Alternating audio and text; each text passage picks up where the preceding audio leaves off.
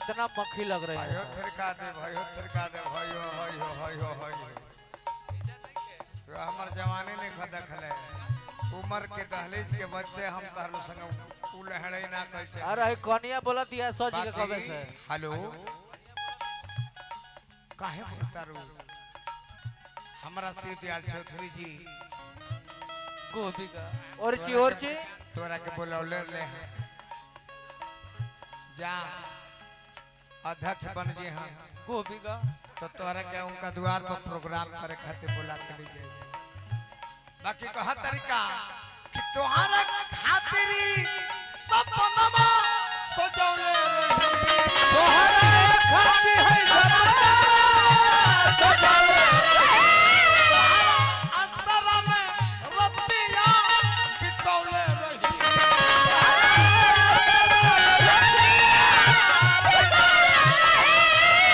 राजा जी तनिका अरे गोदिया में सट्टा ए राजा जी तनिका गोदिया में सट्टा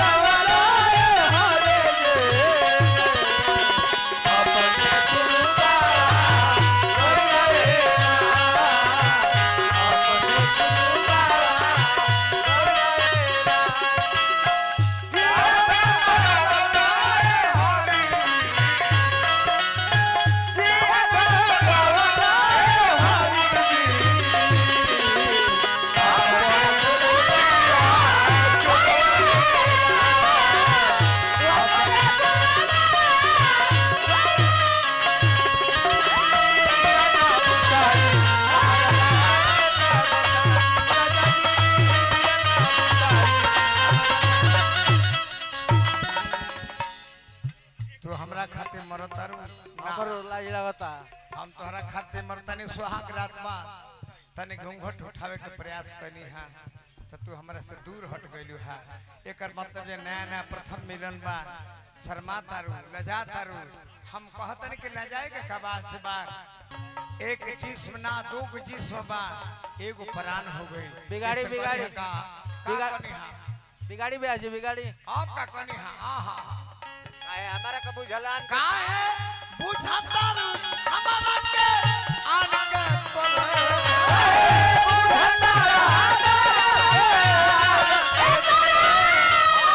पुतरी में रखिले परान के बोले पुतरी में रखिले परान के तारा के पुतरी में हम परान के तरह बसाइले।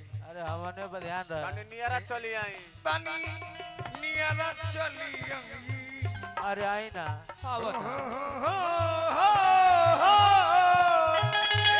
तनी नियरा चली आई।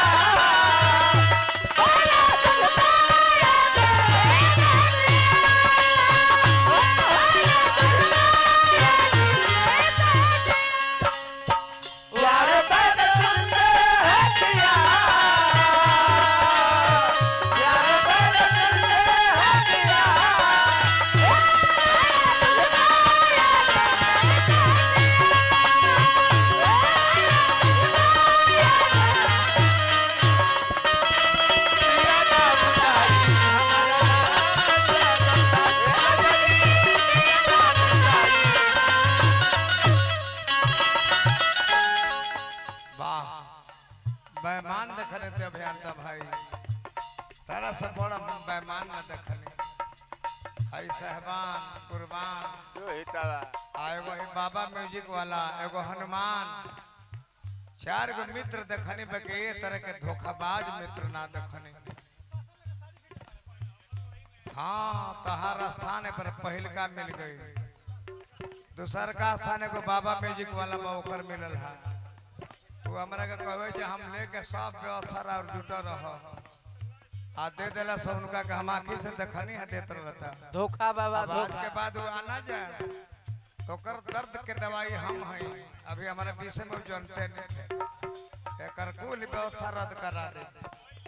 घबरास मत तू आवे ना तो कर हम तो जान के मलहम लगौले नहीं, हमरा पता था ना बाउर चोट गइल रहा वो जे पवन सिंह संग बोला चली हमर बंद हो गइल बा।